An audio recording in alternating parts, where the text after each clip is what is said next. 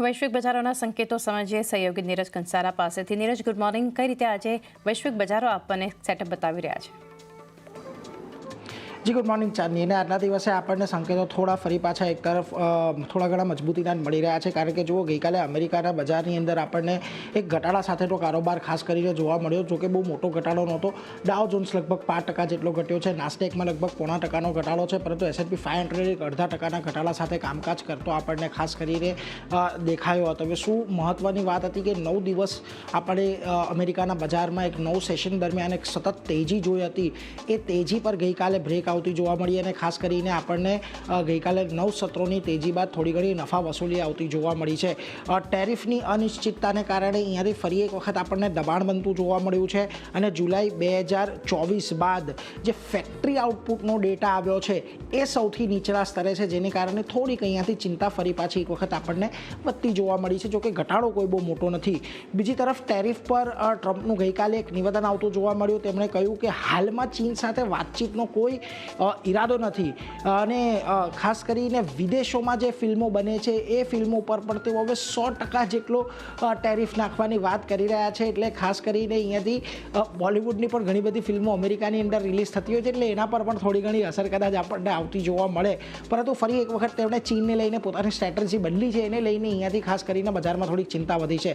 બીજી તરફ ગાઈડન્સ પર જો આપણે અગાઉ પણ ચર્ચા કરી હતી, ઘણી બધી કંપનીઓએ ગાઈડન્સ આપવાનું ટાળ્યું છે કે થોડું કન્ઝર્વેટિવ ગાઈડન્સ આપ્યું છે. એમાં હવે ફોર્ડનો પણ સમાવેશ થાય છે. ફોર્ડે 2025 માટે ગાઈડન્સને સસ્પેન્ડ કરી દીધું છે, એટલે કે એમણે ગાઈડન્સ આપવાની જ ના પાડી દીધી છે. તેમનું કહેવું છે કે ટેરિફનો તેમના કારોબાર પર ઘણો મોટો અસર આવતો જોવા મળશે.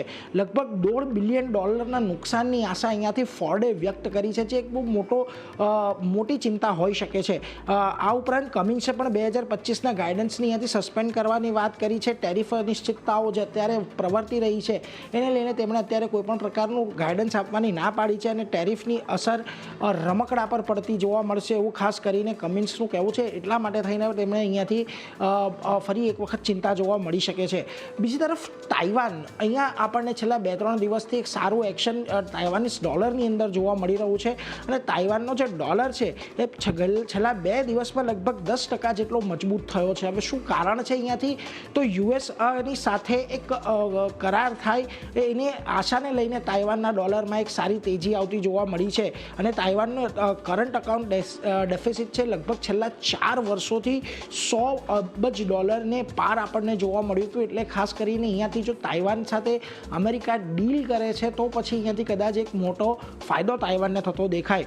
જોકે સેન્ટ્રલ બેંકનું કહેવું છે કે એક્સપોર્ટ્સ, FIIs અને રોકાણને કારણે અહીંયાથી કરન્સી મજબૂત થતી જોવા મળી છે અને અન્ય એશિયાઈ કરન્સીની સરખામણી અમેરિકી ડોલરના સરખામણીએ તાઇવાનના ડોલરની અંદર આપણને મજબૂતી વધતી જોવા મળી છે.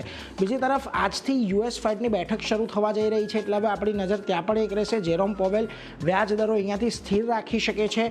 જેરોમ પોવેલને ટ્રમ્પની નિર્ણય વિરુદ્ધ જઈને કદાચ અહીંયાથી નિર્ણય લે એવી પણ શક્યતા છે, કારણ કે મોંઘવારી અત્યારે પણ જે છે એ ફેડના લક્ષ્ય છે એની ઉપર આપણને રહેતી જોવા મળી રહી છે. ટ્રમ્પ ટેરિફ અને આર્થિક નીતિ પર અહીંયાથી પોવેલ શું કમેન્ટ્રી આપશે એના પર પણ આપણે અહીંયાથી ખાસ નજર રાખીશું. એટલે આજે ફેડની બેઠક છે એ ઘણી મહત્વની થઈ રહેવાની.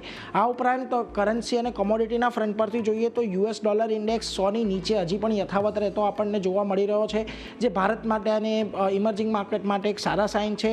બ્રેન્ટ ક્રૂડ લગભગ $60ની નજીક સ્થિર અત્યારે આપણને જોવા મળી રહ્યો છે. બીજી તરફ WTI પણ 4 વર્ષના નીચલા સ્તર પર અહીંયાથી પહોંચતું જોવા મળ્યું છે, એ પણ આપણા માટે એક ખાસ રાહતના સમાચાર છે. તો સોનામાં ખરીદારી ફરી પાછી આપણને આવતી જોવા મળી રહી છે અને કોમિક્સ પર સોનું ફરી એક વખત $34ની નજીક પહોંચતું જોવા મળી રહ્યું છે અને 2 વર્ષની US બોન્ડ ડીલ ફેડ બેઠક પહેલાં 3.84 પર રહેતી જોવા મળી છે. એટલે આ બધા સંકેતો પર પણ ખાસ નજર રાખવાની. આ બધાની વચ્ચે આજના દિવસે આપણને એશિયાના બજારોની અંદર ખાસ કરીને જોઈએ તો આજે બધા જ મોટેભાગના માર્કેટો કામકાજ કરી રહ્યા છે. નિક્કેઈની અંદર ખાસ શરૂઆત કરીએ તો જુઓ આજના દિવસે આપણને થોડી ઘણી પોઝિટિવિટી જોવા મળી શકે છે. ઉપરાંત ખાસ કરીને સ્ટ્રેટ ટાઈમ્સ એક થોડુંક નબળું છે અને તાઇવાન 7માં એક પોઝિટિવ આપણને આંકડો આવતું જોવા મળી રહ્યું છે, એટલે આના પર એક ખાસ નજર રાખતા રહીશું. ને આ બધાની વચ્ચે આજે આપણે ગિફ્ટ નિફ્ટીના સંકેતો પર નજર કરીએ તો જુઓ અમેરિકાના બજારમાં થોડો ઘટાડો છે, એશિયાના બજારો થોડા ઘણા લાલ નિશાનમાં દર્શાવી રહ્યા છે, છતાં પણ ગિફ્ટ નિફ્ટી આજે એક પોઝિટિવ ઓપનિંગના જ સંકેત આપી રહ્યું છે. જોકે કોઈ બહુ મોટી મોમેન્ટમ આજના દિવસે અપેક્ષિત નથી, પરંતુ બજાર જે રેન્જની અંદર કન્સોલિડેટ કરી રહ્યું છે એ જ રેન્જમાં આજે બજાર આપણને રહેતું જોવા મળે એવા સંકેતો અત્યારે ચાંદની બની રહ્યા છે. જી નીરજ, આભાર.